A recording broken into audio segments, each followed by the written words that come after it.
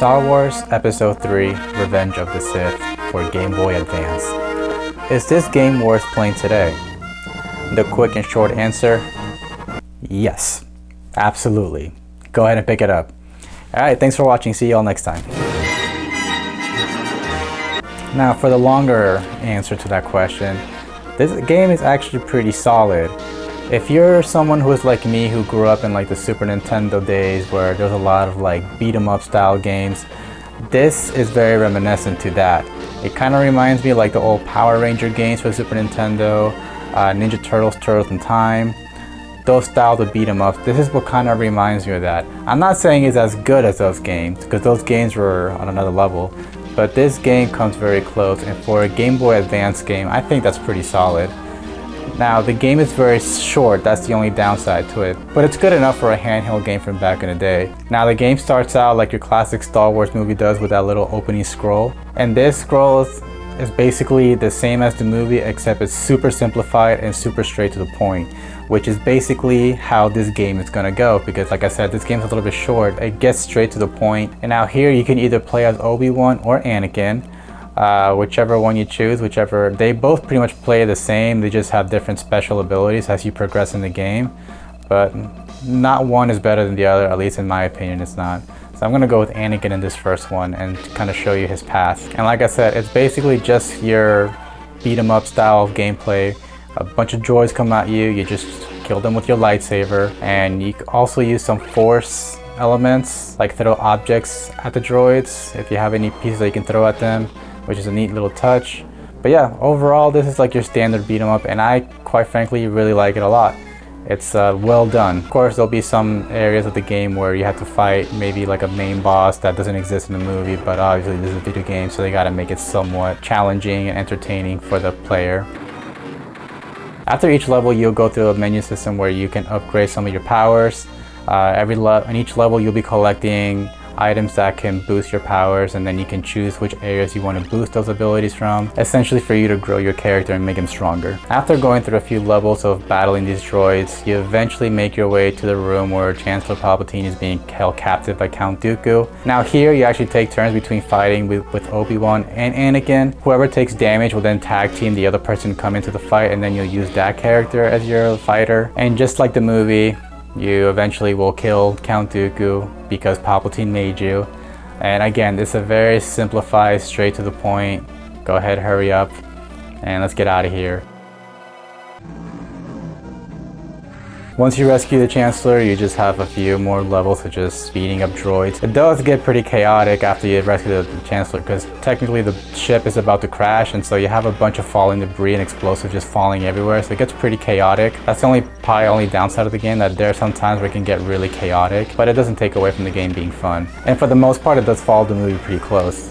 And like I said, it's not like it goes into the movie in detail, it just keeps everything simplified and straight to the point. Like for example, they got caught by the ratios just like in the movie, and then Grievous shows up, but it's not like they escorted them back to the main, wherever they were flying the ship from. It's just Grievous shows up, they escape, Grievous runs away, and now they just gotta make their way out of the ship. And then it jumps straight to the point where Chancellor tells Anakin, you should be in the council. And then he goes to Mace Windu and he says, we'll grant you a seat in the council, but you will not be a master. And then Anakin goes off. And then here is when things then split up between Obi-Wan's path and Anakin's path. We're gonna stick with Anakin for now. If you go with Anakin, basically the next part is you just talk to Obi-Wan about trying to spy on the Chancellor. You're just battling more droids here in Coruscant. You're just eliminating all the droids that apparently have appeared in Coruscant, which did not happen in the movie, but they gotta make the game entertaining somehow, right? So they made the droids appear in Coruscant, which again, this is still pretty fun. It's not like it's boring or repetitive. Like, it all feels pretty solid and challenging at times, and the levels do get harder and harder as you progress. As you progress, you have to use different tactics in order to beat droids. Like this little tank machine here, you have to deflect all the bullets with your lightsaber into the tank in order to destroy it. In some cases you have to use a lot of the force to disable some of the things, so it can get pretty challenging, but it's a fun challenge, not like a broken mess or anything like that at all. So yeah, this is a cutscene where Palpatine kind of reveals to you that he is actually the Sith Lord. Anakin is like, I'm gonna turn you in to the Jedi Council. He goes and tells Mace Windu. So in this part is when Anakin then decides that, you know what, I'm not gonna wait to get to the Chancellor's office, you just have to fight more droids. Surprise, surprise. So just a little bit more of that, and once you get to the main room, it's already Mace pretty much already has Palpatine to the ground, and obviously you're trying to stop Mace from killing the Chancellor, so surprise, surprise, you now have to fight the great old Mace Windu. Now these Jedi battles are not really hard. Basically, you just have to deflect a lot of those power attacks and take that opportunity to then counter back and then hit him with your lightsaber. So after you defeat Mace Windu, Palpatine comes with his little electrical, whatever you want to call that, electric shock, and fries Mace Windu to death, and then all of a sudden he becomes the Emperor. And we all know at this point he tells Anakin, you are now Darth Vader, go fulfill your destiny and kill young little Jedis. Now of course this is a kid's game, so they're not actually going to have you kill Jedi younglings because that would be a little bit messed up. But you do go to the Jedi Temple and you do fight off Jedi. So we go from battling battle droids to then fighting Jedis, and this can get a little bit more challenging because they are able to block your attacks since they have lightsabers as well. So this one makes it a bit more challenging. You have to kind of use maybe some more force moves. Like I did use a lot of the force choke in order to get these Jedis knocked out. And of course, you got to be more precise with the timing. So once I got to this Jedi Temple level, that's when the game really started getting more challenging for me. Of course, then the clones come and help you defeat all the rest of the Jedi. Once you reach the end of the Jedi Temple, you will encounter a Jedi, a Master Jedi, which, to be honest, I'm not sure exactly who this person is, and if I'm supposed to know, sorry. I'm a fraud, okay? But he's basically the boss of this arc of the story. He's not a very easy opponent, so it did take me a while to beat him. And once you defeat everyone at the Jedi Temple, you then go see your wife, Padme, and kind of tell her what's going on. Just like the movie, just again, simplified and straight to the point of what's happening. So after you talk to Padme, then you're on your way to Mustafar to defeat those two people that I honestly cannot remember what their names are. But you don't actually see them in the games. Pretty much you're just on Mustafar and you're just defeating like their guards. And this one was actually really challenging because they had a lot of obstacles in there. They had like this tank that you can't actually destroy. You just have to run away. But then there's a lot of like lava obstacles you gotta jump over. And then there's like falling debris that explode on you while you're trying to get clear the lava. But once you get to the end, there's not really a big boss to fight or anyone like that. It's just once you get to the end and you cleared out all the enemies, you then just let Palpatine know. That pretty much concludes the Anakin path. Now, if you chose Obi-Wan, the path is a little different. And so Obi-Wan's arc then starts, or his different path starts with his journey to find Grievous and take him out once and for all. And just like with Anakin, you start out with battling a bunch of droids once you get to the planet where Grievous is hiding out. Again, same thing, you're just swinging your lightsaber around. There are going to be some obstacles that also make the levels a little bit more challenging. These were not as challenging as Anakin's, although they did have the little tank and the little proximity mines on the ground, but they weren't as overkill like it was in Mustafar with the flames and the falling debris and all that mixed together. So it was a little bit more manageable. So I know I'm like halfway through the video, but and then of course, once you get to the end of that little arc, you do eventually find General Grievous where you battle him out. And just like the other battles, you just have to let Grievous attack you, block their shots, and then counter. Now you might think that this might be a little bit repetitive, that you just have to keep doing the same tactic over and over, but their attacks are different. Each boss does have different abilities and attacks that does make the game a little bit more challenging, which, you know, you have to deflect up or down to kind of predict where they're going to be attacking. So it does make it a little bit more challenging, and it's not not actually that repetitive. So it does keep the game fresh and it keeps you entertained, let's just say that. Now, of course, once you beat Grievous, that's when Order 66 happens, and here's a little cutscene of that being executed, which then makes the next part a little bit sad.